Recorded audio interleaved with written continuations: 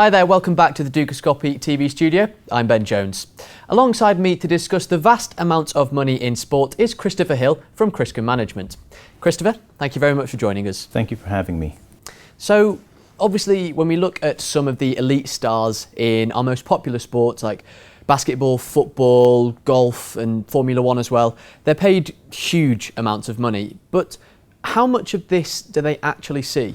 They actually see all of it directly and indirectly. So if we separate the income into two parts, you have the salary, which is paid to them on a salary account the same way you or I are paid by our employer. So it's minus different social charges. And then they have a tax declaration, they pay taxes on that. So that everybody goes through. For the athlete, he has another revenue, which is the image, the licensing, those rights, which generate substantially more money than the average athlete will make. So Tiger Woods, for example, or Lionel Messi. That money is paid to them on a deferred basis. That money they see down the road in the form of a pension. So they don't see it right away. And if they're not cautious along the way, they can create fiscal problems and end up with the problems that some of the athletes see today and end up losing 50% of it as opposed to losing, let's say, between 15 and 25% in normal taxation. Okay, now you mentioned Lionel Messi, obviously arguably the best player of our generation, maybe the best player that's ever walked the earth. Now, he's paid, just by Barcelona alone, close to 400,000 euros a week. And when you, as you say, you put endorsements on top of that, he's set for quite an astronomical paycheck, really. But can you tell us the process of how he'll actually receive this money? Will he genuinely see all of this money that he's supposedly being paid? Well, it would be nice to draw it out, but if you take the 400,000 per week, what happens, he gets a paycheck, and it all depends whether you are how you're considered. Are you a Spanish resident for Spanish tax purposes, or are you a foreign resident for tax purposes? But let's not go into that. Typically what happens is you get a salary a check. It tells you how much has been deposited in your account, and they will show you the gross, and it will show you minus the taxes, the social charges, etc., and other different incidentals, and you get a net amount. Let's say he's taxed at the highest rate. He will see 47% of that 400,000 without the deduction. That's what he would see on that. On the image money, let's say he's making $1 million a month. Okay, now this is a good and bad example because he's still under investigation in Spain, and I don't know the details of that, but they're claiming from him 28 million in back taxes. So if they're claiming 28 million in back taxes, it means that they estimate he must have earned 60 million while in Spain from image that was not declared.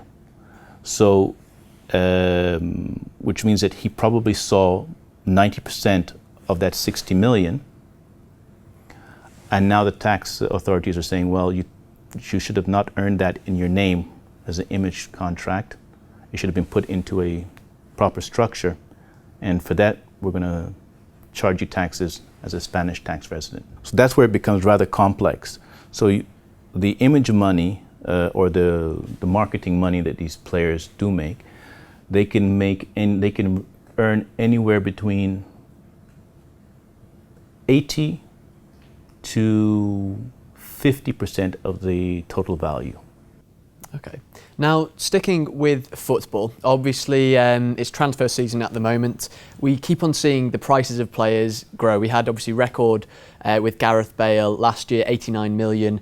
We've got, so far this season, we've had Suarez for 75 million, David Luiz for 50 million. Can you tell us why these prices are going up so much, and also where the money's coming from? Okay, there's several questions there. Why they're paying so much? It's simply bid and offer. That's it. I've had this question asked me several times, why does somebody pay 50 million for this player?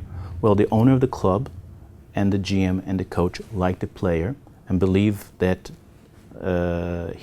will be a valuable part to the team. And other people may see the same thing, and it's the one who has the deepest pockets who will bid for the player.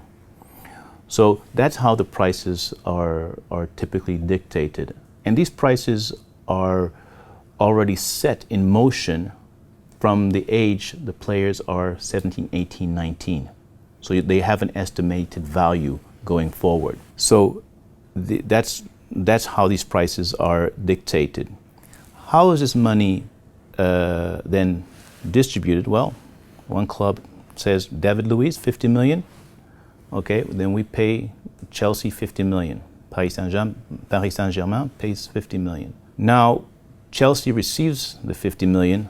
They have contractual obligations on how this money has to be spent. And without knowing the details of that contract, there are certain commitments on that transfer where maybe the player participates in 5, 10, 15, 20% of the transfer value. So a player, if he's good, can negotiate that on the transfer, I want 10% of the transfer value in my pocket. I want 20%, but that's subjective. Third part, how do they get the financing? We were discussing this earlier.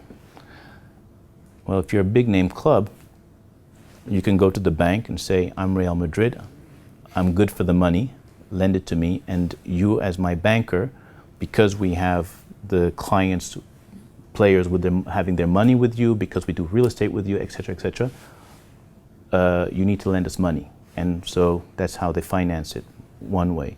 Second way is indirectly through sponsorship, and third way is through ownership. Paris Saint-Germain, well, they have a very wealthy owner, so it's easy for a wealthy owner to finance that type of a purchase. Fantastic. Christopher, thank you very much for joining us today. You're welcome. And thank you for watching. Do make sure you keep clicking back to Dukascopy TV as we bring you plenty more updates and exclusive interviews. Bye for now.